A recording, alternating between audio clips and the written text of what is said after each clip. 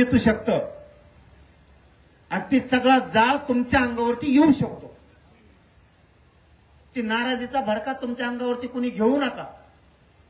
आणि इथून पुढे तरी कमीत कमी आरक्षणाच्या विषयातून लेकराचं जर एखाद्या कल्याण झालं तर ते कल्याण कोणत्याच राजकारणी मराठ्यांनी थांबवू नका, हे तुम्हाला शेवट सांगणं आहे सगळ्यांना. आणि महाराष्ट्रातल्याही मराठ्यांना सगळ्या सांगणं आहे, एकमेकाच्या आडवं आरक्षणाच्या बाबतीत येऊ नका. फक्त तुम्ही राजकारणाच्या बाबतीत एकमेकाच्या आडवं या, आम्ही बघणार सुद्धा नाही, कारण आमच्यासाठी सगळे सारखे.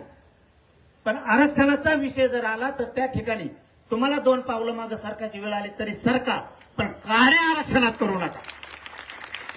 कारण मी लय रक्त वकलोय त्या आरक्षणासाठी. मी इतकं झिजलोय की माझ्या गोरगरीब लेकरांचं कल्याण व्हावं म्हणून मी टोकाचा संघर्ष केला त्या आरक्षणासाठी. मी ना माझ्या शरीराची कदर केली, ना माझ्या कुटुंबाची कदर केली. या समाजाच्या लेकरं शेवटच्या शिखरापर्यंत जावं हे स्वप्न घेऊन मी त्याच्यात ते उद्देश घेऊन उतारलो. राजकारणी लोकांनी ते पायदळी तुडू नका.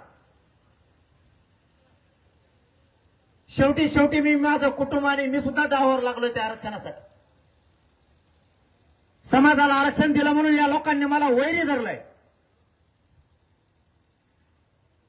माझी कितीही भेटली तरी मी यांना भेट नाही, मोजत नाही. त्यांना उद्ध्वस्तच करणार मी, तुम्ही त्यांची काळजी करू नका.